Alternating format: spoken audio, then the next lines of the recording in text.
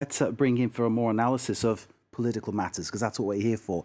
Ariane Bogain, lecturer in French politics at the University of Northumbria, up there in north-eastern England. The fog on the Tyne, etc., etc. Ariane, great to see you. Always a pleasure to have your input on these matters. The debate, in your opinion, because we television types like to think this debate's going to be the defining moment of how Sunday will go, but what's your opinion? Well, I think there's a bit of a myth about those debates. You know, they are hyped up as a be-all and end-all, but actually studies show that they are a factor out of many other factors. So did Le Pen lose in 2017 because she had a disastrous debate? No. Did the bad debate contribute to her defeat? Yes, because it reinforced perception that she was not credible. So it's one factor out of many other factors. And I know it's hyped up, and I understand why, and it's become part of the folklore, really, of those presidential elections, but it has never been the decisive factor. So it's one factor out of many others. So your take now, Ariane, then. So if the debate is one factor, what are the other things where this will be decided? I mean, we hear a lot about spending power. We hear a lot about immigration. We hear a lot about the green issues. What are the things that stand out for you as an observer of matters?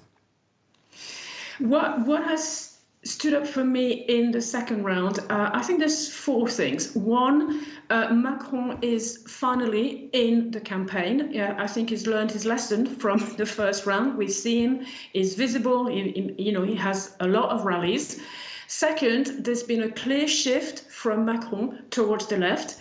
And it makes sense because his potential reserve of votes are on the left because the Republican right didn't do well. And we've seen this. Suddenly his retirement, his pension reform is maybe, possibly, after a lot of consultation on Saturday, he really moved to the left when it comes to the environment. The third things that I saw in this second round is the fact that Marine Le Pen has been under far more scrutiny than she was in the first round. In the first round, for many months, she kind of flew under the radar, talking about, the cost of living and social issues.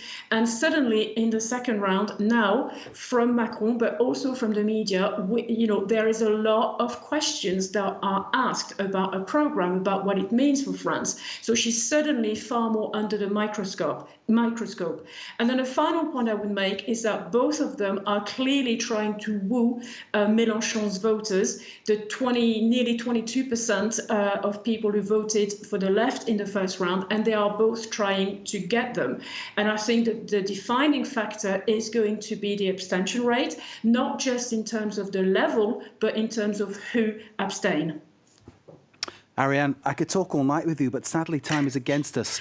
Great to have that analysis. As always, Ariane Bogain from the University of Northumbria up there in north-eastern England, home of two great football teams and obviously one fantastic analyst of French politics there. Ariane, thank you very much indeed for being with us here on France 24. I know we're going to speak again very soon.